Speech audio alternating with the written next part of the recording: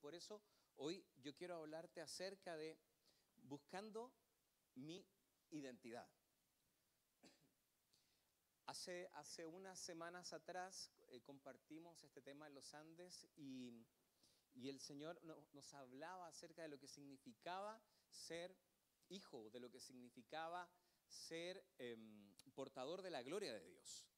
¿Y por qué es bueno de vez en cuando recordar esto? Porque se nos olvida. Se nos olvida, comenzamos a pelear por nuestras fuerzas, comenzamos a ver distintas situaciones que comienzan a quitarnos la paz, que comienzan a hacer que tomemos decisiones al vuelo, etc. Entonces, yo quiero hablarte hoy día acerca de buscar la identidad que tenemos en Cristo. Ahora, sin duda que desde que comienza nuestra vida, inclusive desde el vientre de nuestra mamá, nuestro medio ambiente y nuestras circunstancias van formando nuestro carácter, van formando nuestra forma de ser. Y si estuviera aquí el hermano Juan Carlos, diría amén, porque él es un tema conductual. Y mire, en la Biblia aparece el salmista en el Salmo 51, verso 5, y dice: he aquí en maldad he sido formado y en pecado me concibió mi madre. Empezó a ver, a entender cosas acerca de su vida. Mis hermanos me tratan como un extraño, los hijos de mi madre me tratan como un desconocido. Quiere decir que el salmista, en este caso David, le está dando a conocer lo que pasaba en su vida. Pero también él decía: aunque mis padres me abandonen, el Señor se encargará de mí. Sin duda, todos los que estamos aquí tenemos una historia distinta. Todos venimos de familias conformadas, de familias no conformadas, etcétera, etcétera. Y han pasado situaciones en nuestra vida que nos han marcado y que han formado nuestro carácter y que han ido formando nuestra identidad. Y lo vemos en la Biblia. David tuvo una identidad que se formó en base a abandono, quizás desprecio, burlas, etcétera. Pero él, gracias a Dios, tuvo algo muy claro. Él entendió que el Señor era su todo, que su identidad estaba en el Señor. Entonces, yo quiero mostrarte un poquito o decirte hoy que no importa de dónde hayas venido, no importa lo que haya sucedido en tu vida, por muy duro, o quizás no tuviste algún problema serio cuando niño, pero te quiero decir que tu identidad no puede o no se va a formar en base a tus experiencias. Cuando nosotros llegamos a Cristo, nuestra identidad comienza a conformarse de otra forma. Y eso es lo que quiero hablarte hoy. Mira, y dice después, los insultos me han destrozado el corazón, para mí ya no hay remedio. Busqué compasión y no la hubo. Busqué consuelo y no lo hallé. Y cuando comenzamos en nuestra vida, se empieza a formar nuestra identidad, comenzamos a buscar consuelo, comenzamos a buscar ayuda, buscamos en personas, buscamos patrones de vida, buscamos formas, inclusive buscamos religiones que puedan llenar quizás o que puedan responder respuestas que solamente el Señor puede entregar. Entonces, dice aquí: busqué compasión y no la hubo. Busqué consuelo y no lo hallé. A veces nosotros vamos a lugares que menos pensamos a buscar consuelo, a buscar ayuda. Buscamos de repente ayuda en una forma de pensar, en la autoayuda. ¿Alguien ha escuchado de la autoayuda? Y empezar a hacer declaraciones, que no son declaraciones, sino que son solamente palabras positivas. Comenzamos a buscar esa compasión en drogas, nosotros no, porque somos cristianos, en alcohol tampoco, pero eso es lo que el mundo te muestra que tú busques. Entonces, el salmista dice: busqué en persona, busqué compasión, busqué consuelo y no lo hallé. Pero la palabra es clarísima.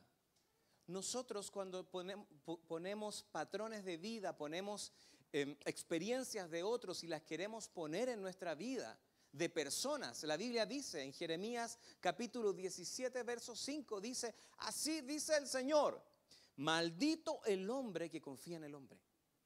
Maldito en que se apoya en su propia fuerza y aparta su corazón del Señor. Maldito. Y lamentablemente, cuando o gente que no conoce a Cristo, que no conoce la verdad, que no conoce esta verdad hermosa que el Señor dejó en su palabra, comienza a apoyarse en ejemplos y en patrones de vida de otros. Comienza a apoyarse en su propia fuerza. Y forja su identidad en sus logros, forja su identidad en su miseria. Porque no solamente forjamos nuestra identidad en nuestros logros, en lo que hemos conquistado, también podemos formar nuestra identidad en nuestra miseria, en lo que nos ha tocado vivir. David perfectamente se pudo haber quedado en el lugar y no llegar a ser un rey. Porque él pudo haber dicho, mis hermanos se burlan de mí, no me quieren, mi madre no me trata como hijo, mi padre me envió lejos. Entonces, comenzamos a apoyarnos en nuestra propia fuerza y comenzamos a poner nuestras esperanzas en otros. Comenzamos a poner nuestras esperanzas quizás en una forma de vivir, en una persona, en mi futura esposa, en mi futuro esposo. Cuando yo tenga esto voy a ser feliz. Cuando yo pueda. Pero comenzamos a apartar, a sacar al Señor de nuestro corazón. Y nuestra identidad comienza a formarse solamente en lo que nuestros ojos pueden ver, en lo que nuestra cabeza puede entender que podemos llegar a ser. No sé si me explico, mi hermano. Entonces, la Biblia dice, maldito el hombre que confía en el hombre. Maldito de mí, si yo confío en mis fuerzas. Si confío en las fuerzas del otro, si yo pongo la esperanza de mi felicidad, por ejemplo, en mi pareja, no va a haber nada bueno de que vaya a salir de ahí. Entonces, sigo, porque el tema es largo, hermano, así que trajo cocadín. Dice en Juan, capítulo 9, verso 7. Y quiero hablarte acerca de un tipo de identidad que aparece en este libro. Y le dijo, ve al estanque de Siloé a lavarte. Y el ciego fue a lavarse y él, al regresar, veía. Yo ando como el ciego del estanque, porque la letra ahí no la veo mucho, así que voy a leer de acá. Y quiero hablarte acerca de un tipo de identidad. Una identidad de ciego. Mire, después en el verso 8 dice,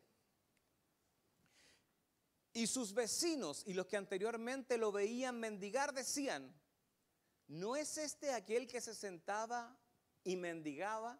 Usted conoce el texto. Usted conoce que había un ciego que lo único que tenía era mendigar y que estaba detenido en un lugar.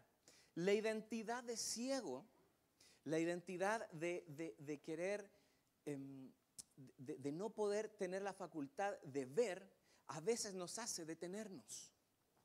Ese ciego lo que hacía era solamente mendigar. Cuando nuestra identidad no está en Cristo, todavía no lo hemos conocido, no hemos tenido una relación con Él, comenzamos a mendigar cariño, a mendigar afecto, a mendigar amistad, a mendigar risas, a mendigar alabanza, estatus, etc. Este ciego estaba sentado, detenido, mendigando. Y lamentablemente podemos escuchar del Señor, porque Él dice que escuchó, pero había una condición que no le permitía. Había una identidad que lo tenía bloqueado. ¿Qué es lo que pasa? El Señor hace el milagro y lo envía a lavarse al estanque. Y cuando Él vuelve viendo. Quiere decir que tomó una decisión. Nosotros en Cristo tuvimos que tomar una decisión para poder cambiar nuestra identidad de pecado, nuestra identidad que nos llevaba a la muerte. Pero él cuando vuelve le preguntan y le dicen, y de nuevo le preguntaron, ¿qué te hizo? ¿Cómo te abrió los ojos? Y dice después en el 27, él le contestó, ya se lo he dicho y no han prestado atención. ¿Por qué lo quieren escuchar nuevamente? ¿Acaso también quieren hacerse discípulos suyos? Mire, hermano, lo tomaron, le preguntaron afuera, lo mandaron con los fariseos para que vieran quién había hecho el milagro, cómo lo había hecho, etcétera, etcétera, etcétera. Y le preguntaban y le preguntaban y le preguntaban y le preguntaban, pero él ya había asumido una nueva identidad. Porque cuando él le pregunta, le dice, ¿acaso también quieren hacerse discípulos suyos? O sea, quiere decir que él ya había asumido su nueva identidad de discípulo del Señor. Sus ojos fueron abiertos y pudo ver a Cristo. Pero fue necesario que él tomara una actitud, que él tomara una decisión. A veces, hermanos, hemos conocido a Cristo, a veces profesamos una religión, una creencia, pero lamentablemente seguimos teniendo una identidad de ciegos, una identidad que necesitamos mendigar cariño, mendigar atención. Una persona que entiende su identidad en Cristo no necesita que lo saluden cuando lo ven. No sé si me entiende. No se va a sentir mal. Es rico que te saluden, pero hay gente con mala vista como yo, que a un par de metros nos cuesta. Y vienen problemas, y vienen situaciones, vienen malos pensamientos, pero eso es porque nuestra identidad en alguna forma ha sido dañada. Esa identidad de ciego que necesita mendigar. Él ya asumía su nueva identidad y en ese momento se le vino todo abajo. Porque a él lo expulsan de la sinagoga. Pero Jesús se enteró. Quiere decir que el Señor está pendiente de tu necesidad, aunque tú no lo sepas. La Biblia muestra en muchísimos pasajes que el Señor tiene el control de tu vida, pero Jesús lo estaba esperando. Jesús se enteró que a él lo habían expulsado, al que había sido ciego, y cuando lo encontró le dijo, ¿crees tú en el Hijo del Hombre? Pero esta nueva experiencia que tuvo el ex ciego es una nueva experiencia con el Señor donde lo puede ver cara a cara y discernir que es el Señor. Y le dice, entonces él le dijo, yo creo, mi Señor. Y se postró y adoró. Mira, ahí hay un resumen. Pero la Biblia muestra que le dice, ¿quién es para que yo crea? Y el Señor le dice, lo estás viendo. Cuando tú y yo tenemos un encuentro con Cristo, dejamos esa identidad de ciego y comenzamos a entender, comenzamos a adorar su nombre. Hay un cambio de vida. Tu vida no puede ser igual. Y quizás vamos a ser rechazados, vamos a ser sacados del círculo de confianza, te van a sacar del WhatsApp del grupo del colegio, no sé. O peor. Pero fue necesario que él dijera, sí, ¿sabes qué? Yo creo en el Hijo del Hombre. Yo creo en ti, Señor, y se postró y adoró. Su nueva identidad lo hizo entender de que él era hijo. Su nueva identidad lo hizo entender de que él le pertenecía a su Señor. Ahora, aunque no hubiera sinagoga, aunque no hubiera eso tan importante, porque no podemos dejar de entender que alguien que lo expulsaban de la sinagoga, y lo ha comentado el pastor, es como que se le quitaran el root. No podían hacer nada. No era algo menor que te expulsaran de la sinagoga. Pero él aún así, Cristo era todo para él.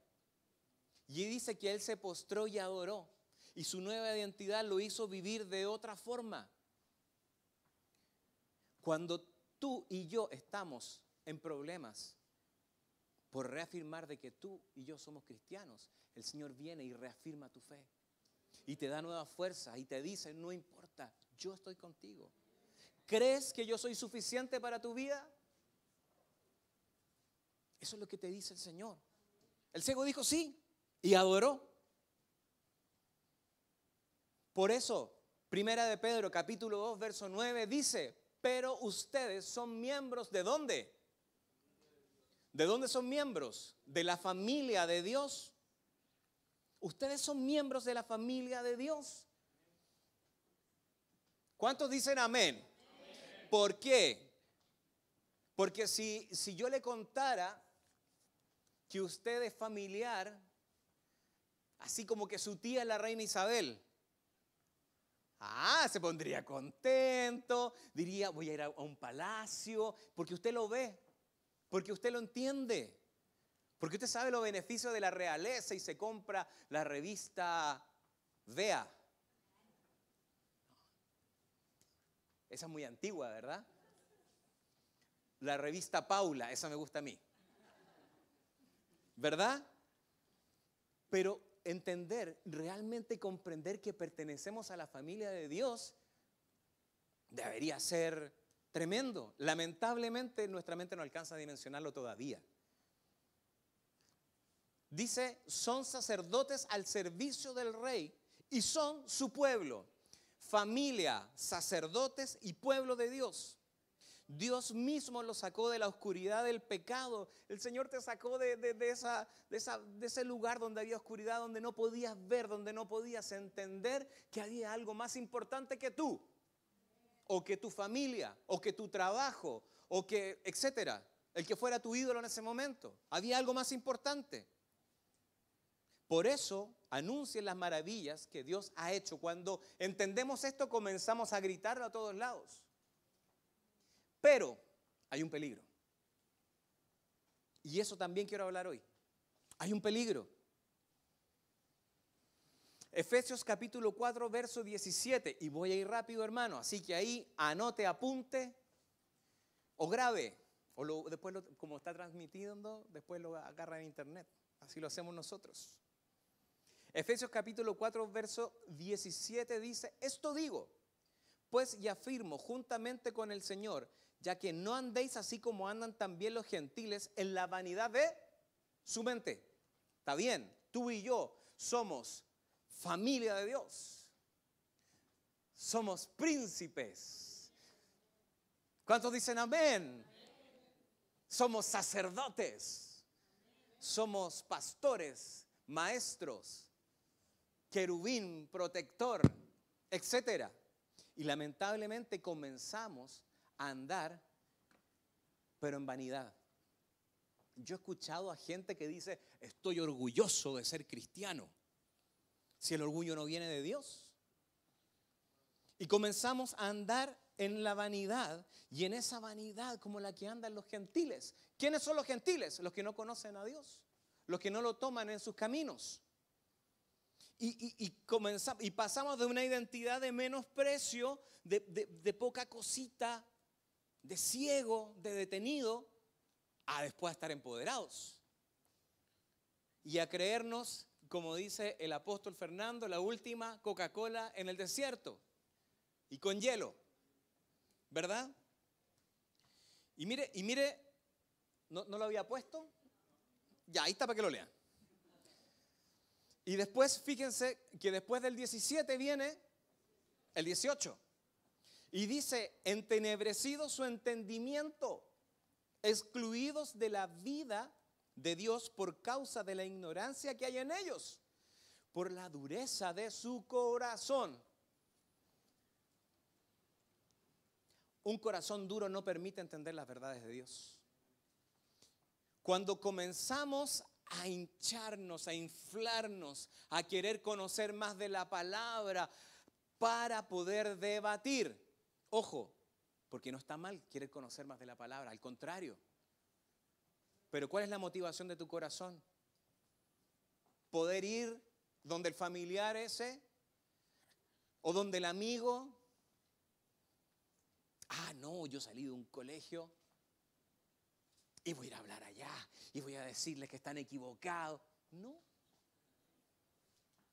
Eso es vanidad.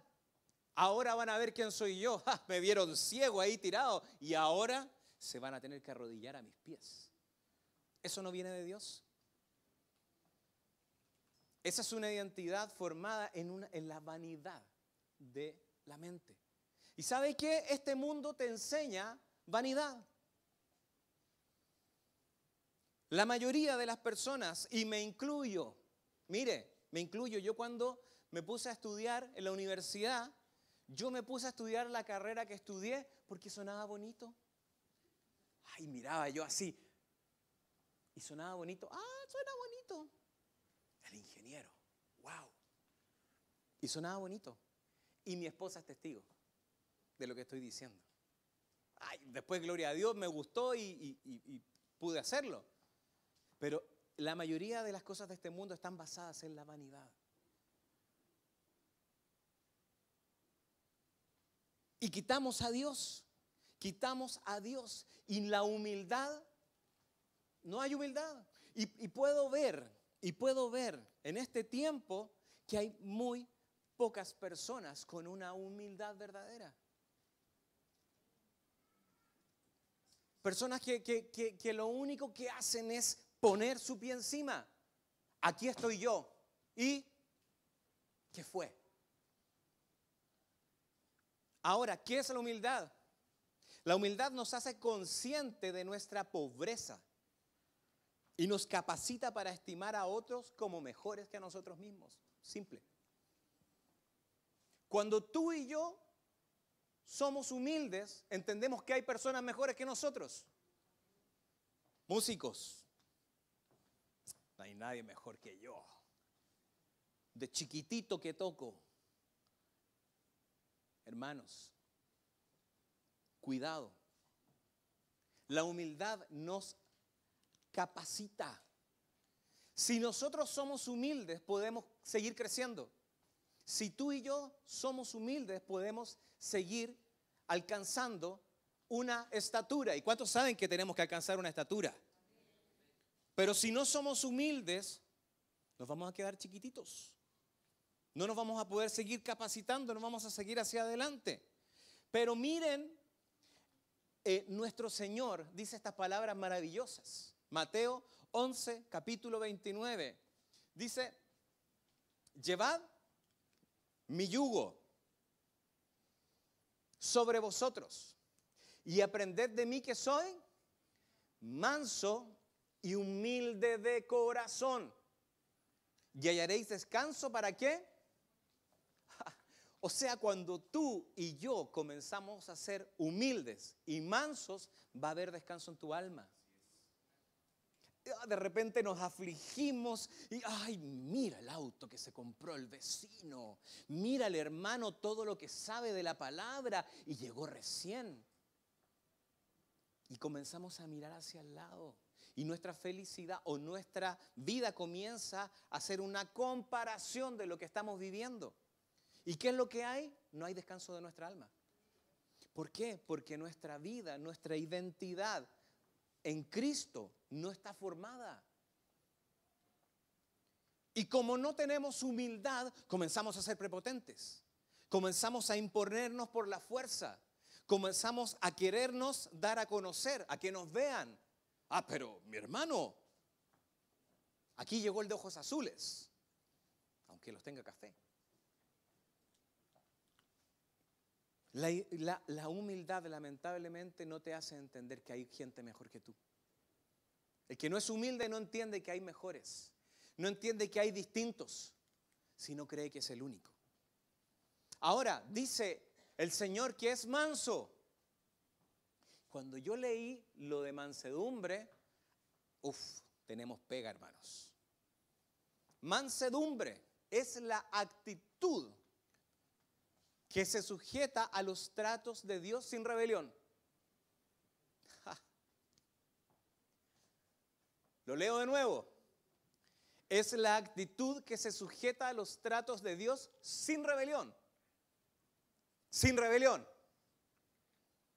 Y a los malos tratos de los hombres sin venganza. Ojo por ojo, diente por diente, aquí no sirve. Me la hiciste, te la hago el doble. Eso no es mansedumbre. Yo escucho gente que de repente dice, pero el Señor era manso pero no menso. ¿Se ha fijado que hay una Biblia paralela a la palabra del Señor? Esa es la versión reina, no me acuerdo. Se me ocurre el nombre de versiones, pero no lo voy a decir porque estoy en vivo y en directo. Pero fíjese, se sujeta a los tratos de Dios sin rebelión. Rebelión no quiere decir pataleo. Porque la palabra dice airaos, pero no pequéis. Airaos sería una reacción. Tú y yo tenemos sentimientos y puede traernos tristeza, puede traernos enojo. Pero la rebelión ya es el pecado. Entonces dice, mansedumbre es el que se sujeta a los tratos sin rebelión y a los malos tratos de los hombres sin venganza. Se ve la plenitud en la vida de aquel que dijo, soy manso y humilde de corazón, en la plenitud de la vida de Jesús. Quiere decir que si tú y yo basamos nuestra vida en su identidad y la identidad de Cristo, otra va a ser el cuento. Va a haber paz en nuestra alma. Quizás si no hay paz en nuestra alma es porque alguna o la mansedumbre o la humildad no están funcionando. Mira, y quiero contarte acerca de esta parábola que tú y yo creo que la hemos leído muchas veces. La parábola de las bodas. Dice, cuando alguien te invite a un retiro, no pongas bufandas ni velos. Esa otra versión. Cuando alguien te invite a una fiesta de boda, no te sientes en el mejor lugar, porque si llega alguien más importante que tú. Ay, hermano, esto yo lo dije en los Andes. Hermano, próximo retiro, no ponga bufanda, no ponga velo, no ponga chaqueta, no, ando buscando el mejor lugar. Mejor llegue temprano. Pero ¿qué es lo que llama la atención en esta porción de la palabra? Que dice, ¿quién va a llegar? Alguien más importante que tú. Y cuando yo leí esto, yo dije, pero Señor, ¿se supone que para ti somos todos iguales? ¿Usted escuchó eso, verdad?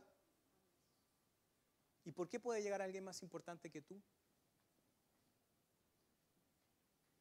A veces uno se cree, ay Señor, si yo te sirvo, ay Señor, si yo predico, ay Señor, si yo hago esto, hago lo otro. ¿Por qué? Porque después dice en el 9, y el que te invitó dirá, dale tu puesto a otro invitado. Eso sería muy vergonzoso para ti y tendrías que sentarte en último lugar. Quiere decir que a nosotros no nos vale decir que si soy de ojos azules o no soy de ojos azules. Que si soy el mejor o no soy el mejor. El dueño de la fiesta es el que va a decidir eso. El dueño de la boda es el que lo va a decir. Por eso nos da un consejo. Por eso, cuando alguien te invita, busca el último puesto. Ay, aquí los hermanos que se sientan atrás dirán, amén, dice. En los Andes no. Ay. Pero aquí viene el rema, para los que se sientan en el último puesto. Así cuando llegue el que te invitó te dirá, amigo, ven, siéntate aquí, este lugar es mejor. De esa manera recibirás honores delante de los demás invitados. Hermano, no es necesario estar tantos saltos si el terreno está plano, como dice el pastor. De repente no es necesario tanto, si el único que va a poner en el lugar donde tú tienes que estar es el Señor. A veces quizás no te tomaron en cuenta, aunque cantabas, eras un Pavarotti del Señor. Y estás sentado, hermano, si todavía estás sentado y todavía tranquilo, el Señor se va a encargar de llevarte al lugar donde quiere ponerte. Pero importante, ser manso y humilde. Ser manso y humilde, esperar que llegue el dueño de la fiesta, el Señor, y diga, aquí estás, este es tu lugar. Eso es entender que la identidad no depende de lo que tú hagas, o no depende de cómo tú seas, o no depende de tu capacidad. Depende solo del Señor. Eso es entenderlo.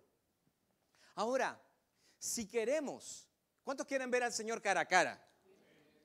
¿Cuántos quieren estar en la primera fila cuando Él venga en la boda? ¿Verdad que sí? Seamos humildes. Seamos humildes. Sentémonos, lleguemos ahí y va a decir: Giovanni, tú que estás allá, ven, siéntate, este es tu lugar. Lugar de privilegio. Vas a poder ver al Señor cara a cara. Pero eso no depende de ti. Ajá, yo, Señor, hice esto, eché fuera demonios, etcétera, etcétera. Y el Señor le dice: ¿quién eres tú? No te conozco. Muchos pasajes en la Biblia lo muestran. Mire, dice en el 11, dice: el que se crea superior a los demás será puesto en el lugar menos importante. El que es humilde será puesto en el lugar más importante. Dice que al altivo lo va a mirar en la última fila. No se sienta mal, hermano o hermana que está en la última fila, por favor. Pero lo va a mirar de lejos. Qué importante es ser humilde. Hasta el mismo Señor Jesús fue humilde. Porque Él, cuando va a comenzar su ministerio, va a las aguas y se va a bautizar. Se somete. Inclusive Juan el Bautista lo ve y le dice: no, pero yo no, ¿qué voy a bautizarte yo, Señor? No, es necesario que tú me bautices. Él se humilló en todo. El Señor, viniendo a la tierra, se humilló en todo y dijo: aprendan de mí que soy manso y humilde. O sea, si realmente nosotros somos cristianos, y qué difícil, hermano, y no quiero poner una carga sobre ti, pero es que es necesario que recordemos que somos cristianos. Que no somos o evangélicos o que somos, o que somos de aquí, o somos cristianos. Y cristiano significa seguidores de Cristo. Y si queremos ser seguidores de Cristo, tenemos que ser mansos y humildes, porque esa era la identidad de nuestro Señor. Pero ¿qué fue lo que pasa? Tenemos una buena vida, el Señor nos bendice en conocimiento, el Señor nos bendice financieramente, etcétera. El Señor nos bendice en nuestro ministerio. Y pasa lo que vemos en Segunda de Reyes, capítulo 5, verso 9. Naamán, el gran general de ejército, viene y llega Naamán. Mire, yo cuando leía esta palabra, yo me imaginaba un poquito el tema. Imagínese, Naamán tiene un problema, tiene lepra y no hay cómo sanarlo. Dice que el rey le envía una carta al rey de Israel y dice: ¿sabe? Necesito que atienda a mí, usted puede sanarlo. Y dice que el rey se rasga las vestiduras: ¿y qué voy a hacer yo? Y eso lo escucha el profeta y le dice: envíenmelo a mí. Entonces viene Naamán, el gran general de ejército, y viene ahí dice, viene con su carro y con sus caballos. Imagínese un batallón así llegando, viajando. Y se detuvo a la puerta de la casa de Eliseo. Imagínese la situación, con carros. No por nada dice, viene con carro y sus caballos. No fue Naamán y un amigo. No. Llegó así como la escolta del presidente de Estados Unidos. Camioneta, una tras otra. Y dice que viene el profeta y dice que le envió un mensajero. Y sale este mensajero. Ahora, si usted va un poquito al contexto y puede imaginarse igual como lo estoy imaginando yo, el mensajero, por lo general, los mensajeros eran niños o jóvenes. Un joven, flaquito, chiquitito, gran espectáculo, todavía polvo en el ambiente, ¿verdad? Y sale.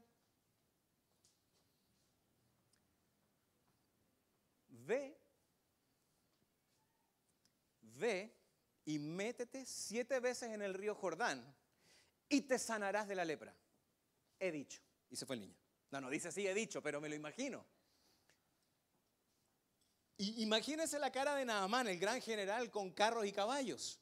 Hermano, lo que pasa es que a veces nos creemos mucho, porque nuestra identidad está basada en nuestros logros, en lo que hemos logrado. Ahora, ¿qué es lo que pasa? Que Naamán dice que andaba con sus carros y con sus caballos, pero también andaba con personas.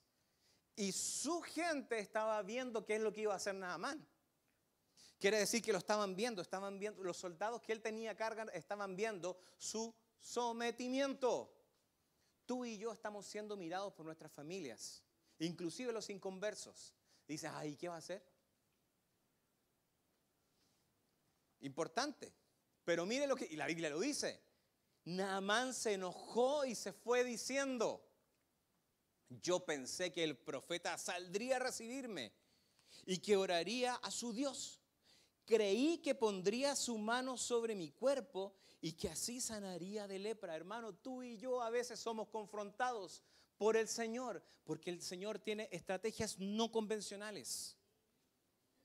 Es que yo pensé que el pastor que vino de invitado iba a orar por mí. Yo pensé que me iba a tocar y me iba a ungir. Yo pensé que el pastor iba a ir a orar a mi casa para que se fuera el espíritu malo. Hermano, y a veces creemos que tenemos un derecho adquirido solamente por ser hijos del rey, por ser familia de Dios. Pero no hemos entendido nuestra identidad. Naamán necesitaba una ceremonia, una atención. Pero ¿qué es lo que estaba haciendo el Señor? Estaba probando su corazón. ¿Y sabes qué? El Señor va a probar tu corazón para ver qué identidad es la que tienes. Aunque seas el wow. Ahora, Naamán tenía 2 opciones. Una, seguir y vivir con lepra, o hacer lo que le había dicho el niño o criado. Ay, Naamán estaba mal. ¿Por qué? Porque decía, decía los ríos de Habaná y de Farar que están en Damasco son mejores que los de Israel. ¿No podría bañarme en ellos y sanarme? Hermano, a veces uno cree que tiene mejores pensamientos que Dios. Y claro, yo me imagino que esos ríos tienen que haber sido, y si vamos ahí estudiamos geografía, vamos a entender quizás que los ríos son más bonitos, quizás las orillas son de arena blanca y no son de piedra, pero el Jordán no era un río muy bonito que digamos. El Señor probando su corazón. ¿Quiere ser sano? Sé humilde. No importa todo lo que has ganado, no importa todo lo que el Señor te ha entregado, sé humilde. Sé humilde. Tu identidad está en lo que Él te va a decir y va a usar inclusive niños, va a usar criados para poder bendecir tu vida. Pero depende de nosotros tomar la actitud correcta o vivir con lepra. Ay, no, hoy día no voy a ir al culto porque va a predicar el hermano. ¿Qué voy a recibir? Ya se fue el pastor para los Andes. No. Se lo vamos a quitar más, ¿eh? No. ¿Qué voy a recibir, hermano? Qué importante es entender, y ayer lo hablaba en Talca el pastor, qué importante es que cuando vengamos al culto haya una necesidad de, qué rico, ¿qué voy a recibir, Señor? ¿Qué tienes para mí? No importa quién vaya a predicar. Allá en el norte los hermanos no tienen ni idea quién va a predicar, tienen que ir nomás, no les queda otra. Bueno, cuando viene el pastor, así, full, ¿verdad? Pero qué importante es entender, pero es que si viene voy a ir a esa cruzada donde viene ese ministro para que me sane. ¿Y por qué no se sana en la iglesia? Porque no hay humildad en tu corazón, porque no hay humildad en nuestro corazón. Necesitamos ceremonia, necesitamos al gran profeta. Pero mire, Naamán tomó la decisión correcta. Naamán dice que luego Naamán y todos sus acompañantes, Naamán y ¿quién? Y todos sus acompañantes regresaron a ver a Eliseo. Cuando Naamán llegó ante el profeta, le dijo: ahora estoy seguro de que solo en Israel se adora al verdadero Dios. Por favor, acepta un regalo de este tu servidor. Esa última parte es para otra prédica.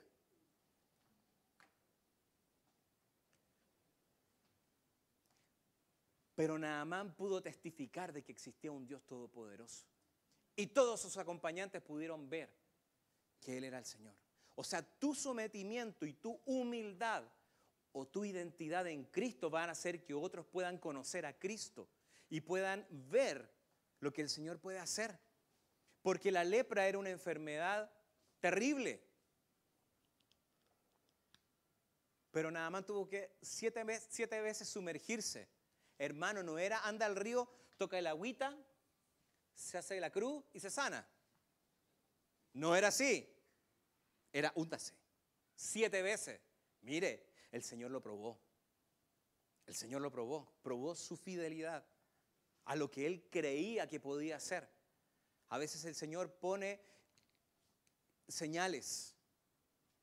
Ay, no, ¿qué va a hacer? A veces es necesario que hagamos lo que el Señor dice al pie de la letra. Eso se llama humildad.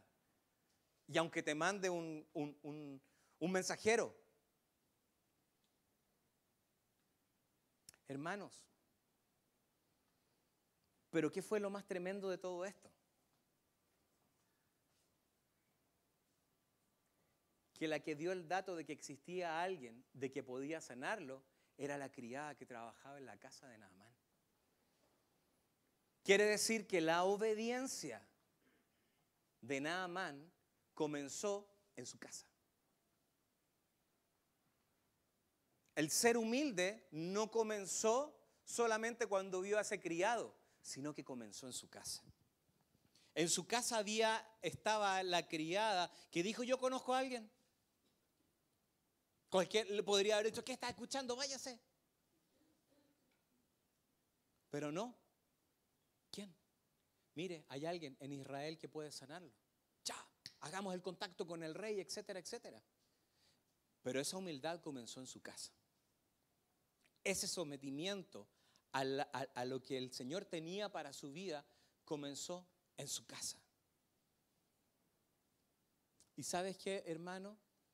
Cuando nosotros tenemos una identidad en Cristo, comenzamos a entender que ya no necesitamos de un título, que ya no necesitamos de una voz bonita, que ya no necesitamos de una virtuosidad en un instrumento, que ya no necesitamos del conocimiento que tengamos. Solamente necesitamos del Señor.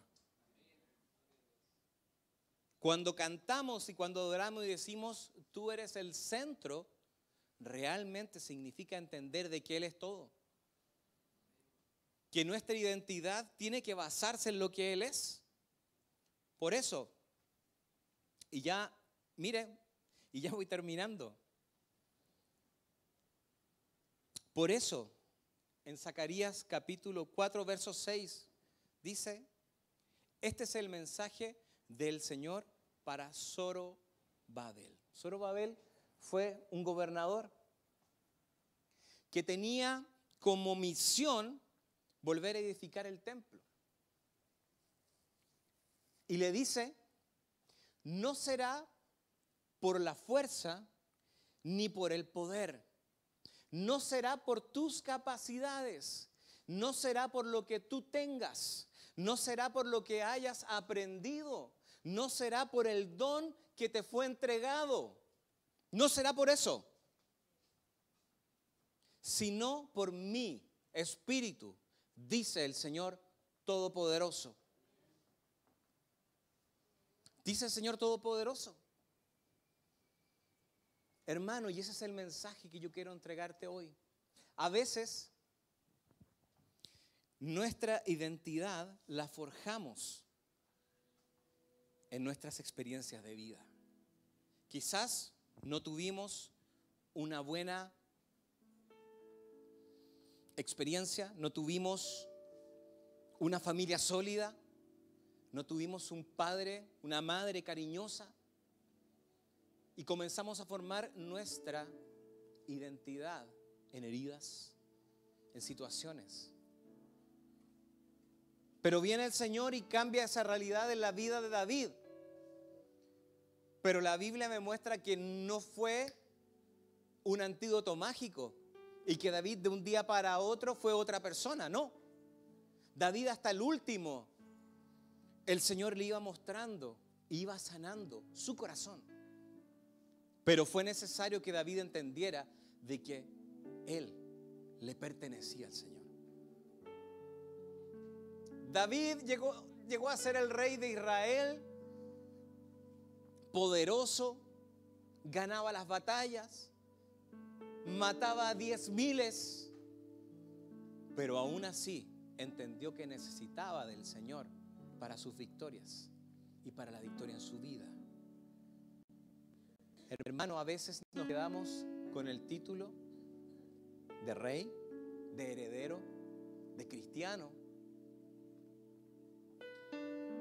de participante de Casa sobre la Roca. Hermano, el Señor nos ha permitido tener una iglesia hermosa. Nos ha permitido vivir cosas maravillosas. Su presencia en este lugar ha sido tremenda. En los retiros congregacionales. Pero nuestra identidad como cristianos no puede estar basada en eso. Y a veces queremos compararnos. No, pero es que ustedes si no tocan música, mire, hemos sido bendecidos, hermano. Y comienza a olvidarnos, o comienza a veces a entender de que somos lo que hacemos o somos lo que tenemos. Un corazón humilde entiende de que el Señor es el que hace la obra. Un corazón humilde es el que entiende de que no depende de nosotros. Sí depende de nosotros poder ser humilde y manso para poder entender lo que el Señor está entregando y para poder comprender los tiempos que el Señor tiene para nuestra vida. Por eso, hermano, yo te quiero invitar a que en esta noche tú y yo podamos reafirmar esa identidad en el Señor. Porque como dice su palabra, no es por fuerza, no es por lo que tú puedas lograr. Porque el Señor te va a entregar fuerzas sobrenaturales para poder llegar a hacer lo que tú nunca pensaste que ibas a hacer. Lo que pasa es que cuando basamos nuestra vida en nuestras fuerzas, nos comenzamos a cansar, nos comenzamos a decepcionar, nos comenzamos a deprimir y, como dice el pastor, comenzamos a bajar la guardia. ¿Pero es por qué? Porque comenzamos a hacerlo con nuestras fuerzas. Ni por el poder, por la gran congregación en la que tú estás.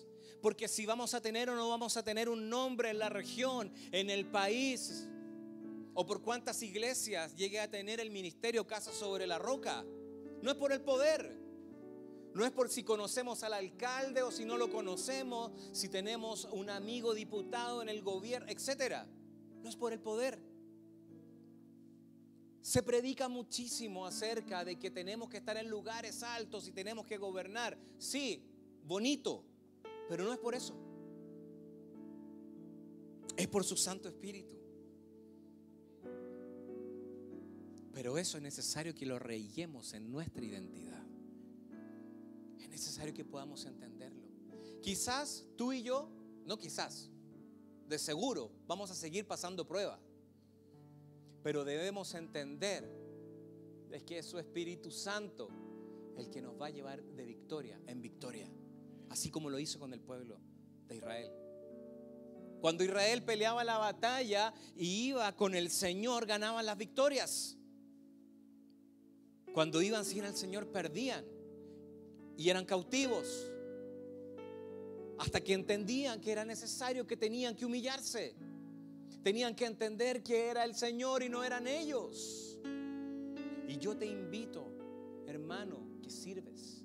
Yo te invito, hermana, que tienes un anhelo de querer servir al Señor, de que nunca se nos olvide que es por su Santo Espíritu. Amén. Póngase de pie, hermano, para que podamos orar.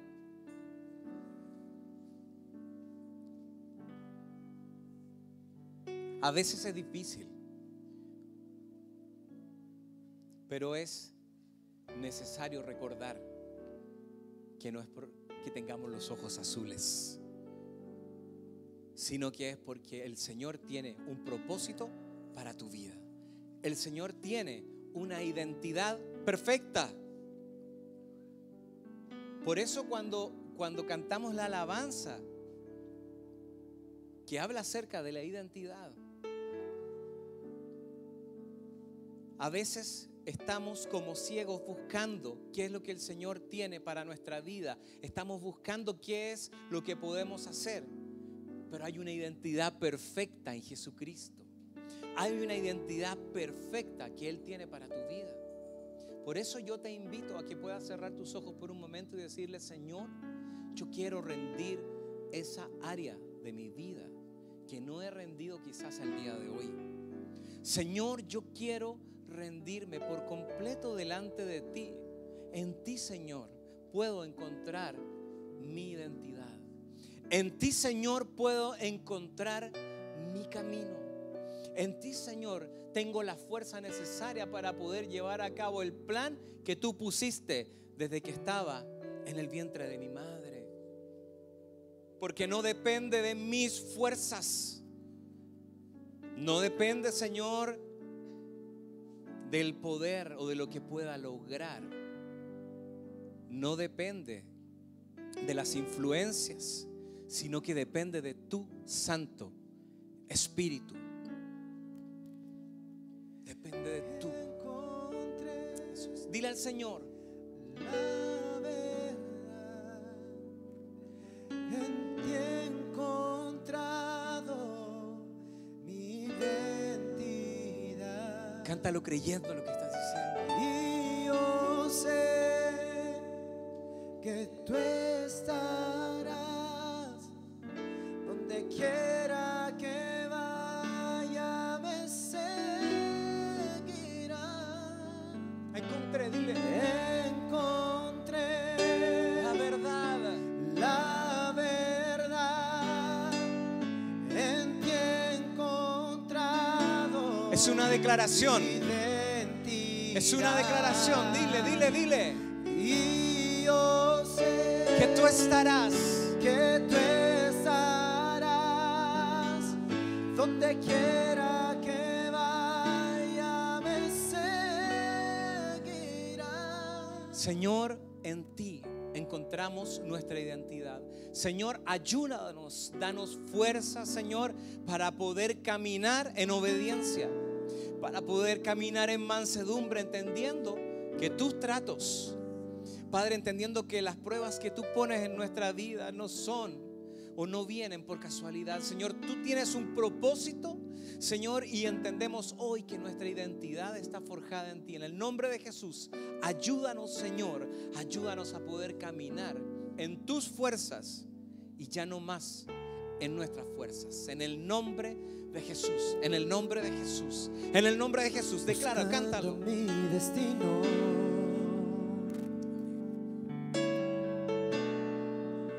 me encontré contigo.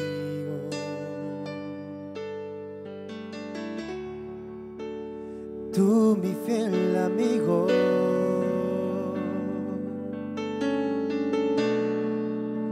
en quien yo confío, y tu verdad me iluminó, y ahora tengo esa paz que solo tú sabes dar, y ahora puedo confiar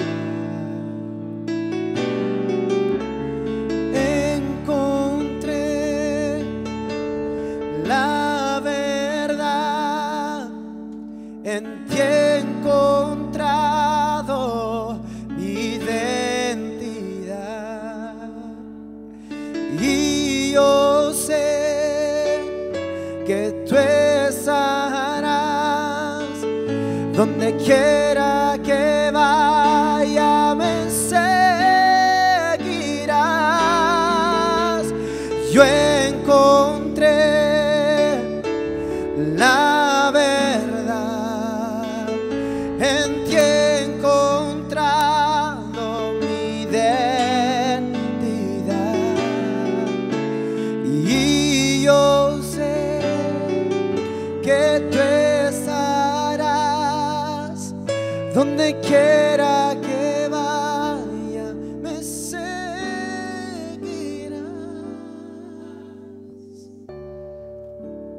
Una de las cosas que puedes abrir tus ojos, solo quiero que me regales 2 minutos de tu atención. Creo que si todos lográramos comprender lo que esta noche se ha hablado hace unos días atrás, yo les compartía de parte del Señor una experiencia y hablábamos de la identidad. Quiero recordarles un pasaje que todos ustedes conocen, que es la del hijo pródigo. El hijo pródigo se enteró de que podía pedir una herencia. Y yo necesito tu atención en esto. De verdad, los que están sirviendo y todos atrás, regálenme su atención. El hijo pródigo, cuando salió de la casa del padre, perdió su identidad. Y él creía que su valor dependía de lo que tuviera. Porque recuerden que él tuvo muchos amigos mientras tuvo dinero. Porque hay personas que logran muchas amistades y logran tener un éxito superficial, pero cuando todo se acaban los amigos, se acaba todo. Porque el mundo opera de esa manera. Mientras tú les generes algo, se acercan. Siempre va a haber, eso es parte de la humanidad. Pero el hijo pródigo, lejos de la jurisdicción del papá, creía que su valor dependía de lo que tuviera. Pero hubo un detalle: él experimentó frustración, y la frustración lo llevó al otro extremo. Porque después de haber tenido una imagen de sí con mucho poder, de tal manera que en su mente creía que ya no era necesario estar con su padre, así es, lo llevó a pensar que él se conformaba con solo ser un jornalero, un criado. Se pasó de un extremo a otro, porque lejos, escuchen el rema, lejos de la jurisdicción de Dios. Escuchen esto, jovencitas, por favor. Escucha esto. Lejos de la jurisdicción de la casa del Padre, pierdes tu identidad. Te afanas tratando de lograr cosas para llamar la atención de la gente. Inclusive errores tan garrafales como ser alguien para honrar a los padres. Escuchen eso. Que muchas veces hay personas que se anulan y estudian perdiendo el sentido, y la motivación es honrar a los padres, como que la honra a los padres tiene que ver con tener éxito allá afuera. Pero la pregunta del millón que yo te hago: ¿qué es el éxito? Es una pregunta que yo te hago. Porque si tú me hablas a mí que el éxito es tener muchos bienes en la tierra, no es éxito, porque eso se queda aquí. Y nuestro paso en la tierra es muy pequeño, muy corto. Muy corto, muy corto. No, es muy corto. O sea, tú no te vas a dar cuenta. Yo cuando oro por ancianos, cuando yo voy a orar por ancianos, los ancianos me dicen: no sé cómo pasó tan rápido la vida. Me he encontrado con ancianos que están agonizando y que me toman de la mano y me han dicho, no sé cómo llegué a este estado. ¿Sabes? Yo pensaba ahí sentado, es muy probable, es que la vida se nos va a pasar muy rápido. Sí, es muy rápido. Pero el rema que quiero resaltar es de que lejos de la jurisdicción del Padre tú pierdes tu identidad. Por eso que cuando un joven se empieza a alejar de la jurisdicción de Dios, empieza a basar sus éxitos con los logros que alcanza allá afuera. El problema es que todas las relaciones que comienza a tener son superficiales, porque la gente regularmente se acerca para obtener un beneficio. Normalmente es así, aunque usted no lo crea. En Cristo Jesús no debiera de ser así, pero hasta en la iglesia se ve, hasta entre nosotros, porque eso es parte de nuestra estima afectada. Es tremendo. Aún, fíjense que decías, Bernardo, algo muy tremendo y nunca lo había visto así. El Señor lo enfocaba cuando dice, aprendan de mí que soy manso y humilde. Primero dijo, tomen mi yugo. Eso quiere decir, sirvan conmigo. Tomen el desafío que yo traje a la tierra, se los quiero compartir. Prediquemos juntos. Pero también aprendan de mí que soy manso y humilde y hallaréis descanso. Tienes mucha razón. Hay gente que sufre porque a otros les va bien. Pierden su paz y se preguntan por qué a mí no, por qué no a mí, por qué no a mí. Y mal, pero mal. Pierden su paz y empiezan a compararse con otra jovencita. Sobre todo ahora que dieron la prueba, que quién quedó en la mejor. Es que nosotros estamos en un país donde está diseñado para competir. En nuestra sociedad, el niño que se saca un 4 es un porro y el niño que se saca un 7 es un Mateo. O sea, desde pequeños se seccionan las personas. No sé si me doy a entender. El sistema está diseñado en eso. Escucha esto. Cuando tú tienes claro el valor que Dios te dio, ni más ni menos. Escuchen esto. Porque el hermano del pródigo tenía un concepto mayor que el que debía de tener. Por eso no entró a la fiesta. Porque también no toleró que el padre perdonara a su hermano. Esos son los que no tienen Egipto. Tal vez los que no andan en pecado, pero no arrancan su orgullo. Ese es otro tema. Pero para terminar, ¿dónde tú tienes claro tu valor cuando andes en la calle?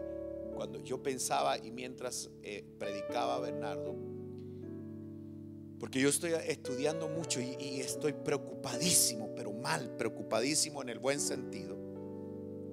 Ya no sé cómo controlar, y escuchaba a otro ministro predicando hoy en la mañana y lo escuchaba predicando. Yo decía, Dios mío, yo pienso igual. ¿Qué pasó?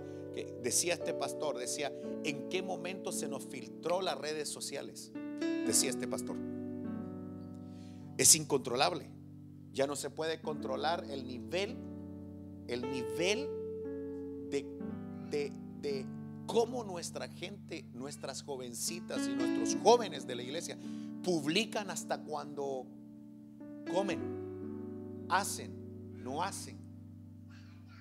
Utilizan redes para una condición de pobreza del alma, pero muy grande, de verdad, con todo respeto, aunque se molesten, pero lo digo con todo respeto, de verdad. O sea, nosotros tenemos que pedirle al Señor, Señor, porque la única vez que la Biblia habla de publicar, se los voy a demostrar, es en Isaías capítulo 3 verso 9, cuando dice que no tuvieron vergüenza los de Sodoma de publicar su pecado. Ojo con esto. La palabra pecado significa errar al blanco. Muchos creen que el pecado tiene que ver con... No, pecado en el original significa errar al blanco. Es decir, cuando uno está equivocado. Uno cree que el pecado tiene que ver solamente con ciertas cosas. Por eso hay que analizar la palabra. El punto es el siguiente. cuidémonos, porque estamos hablando de nuestra estima. No publiquen su alma, no la publiquen, por favor, no publiquen. Yo sentía mientras predicaba, yo decía, Dios mío, y se me revolvía el estómago. ¿Sabes por qué? Porque hay entidades, hay demonios que están, el único interesado en saber cómo te sientes. Hoy aquí triste, hoy aquí alegre, hoy aquí desanimado, hoy aquí. El único que se interesa en eso, perdóname, ¿sabes quién es? El diablo. Las entidades espirituales. Yo sé que cada vez que predico o digo esto, hay gente que me bloquea de su Facebook y gente que me bloquea, pero no, la verdad no me interesa, de verdad, y lo digo con todo respeto para que nadie se ofenda. No me importa. Pero lo que sí tengo que decirte de parte de Dios, tú tienes un valor muy grande. Tú no necesitas andar mendigando, de veras. Tú no necesitas llamar la atención ni siquiera cómo te viste, aprender a ser libre. Si les cuento algo, estoy aprendiendo. Ser libre. Eres un hijo de Dios. Tranquilo. Eres un hijo de Dios. ¿Por qué andar como que dependiendo de no, eso tenso, va, eso tenso? Descanse, sé humilde, ve a los demás como superior, pero tampoco menos, no se vaya al extremo. El hijo pródigo se creyó mucho, pero después se creyó nada. Entonces ambos extremos lo llevaron a una condición. Entonces yo veo tres condiciones: un pródigo con la herencia malgastada, un pródigo que no era nadie y un hermano que se creía todo. Veo tres condiciones, y la única condición para entrar a la fiesta fue lavarlo, vestirlo y ponerle anillo. Ese es un tema para la próxima semana. Por favor, no publiquen su alma.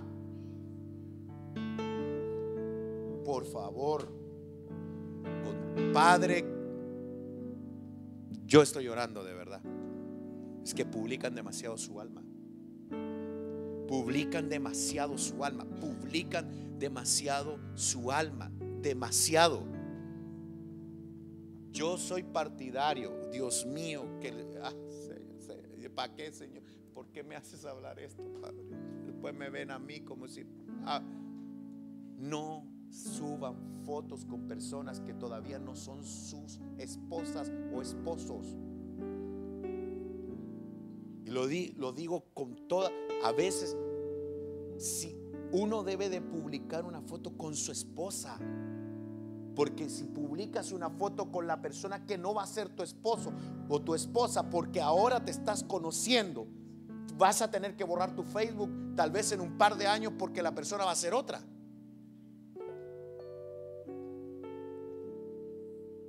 Dios mío, el diablo por eso está haciendo estragos con la juventud, destrozando el corazón.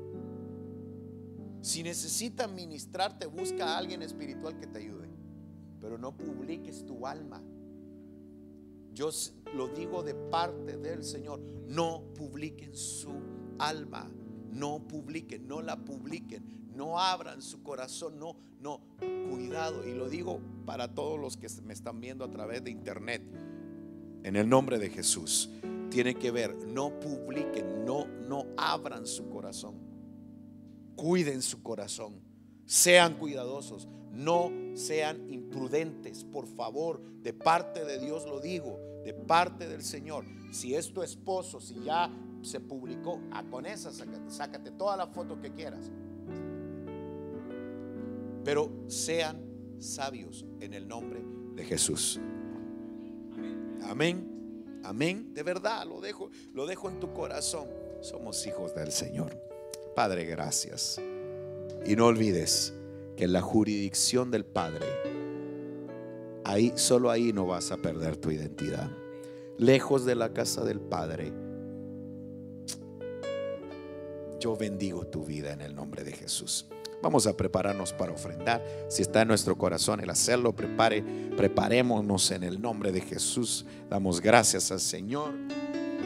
Aleluya. Gracias, Señor. Prepare su ofrenda ahí, si es lo que el Señor haya puesto en su corazón. Gracias, Señor. Damos gracias al Señor. Padre, bendice al dador alegre los aportes que son traídos al alfolí. Gracias, Señor, porque nos das el privilegio. Gracias, papito lindo, por tu misericordia. En el nombre de Jesús.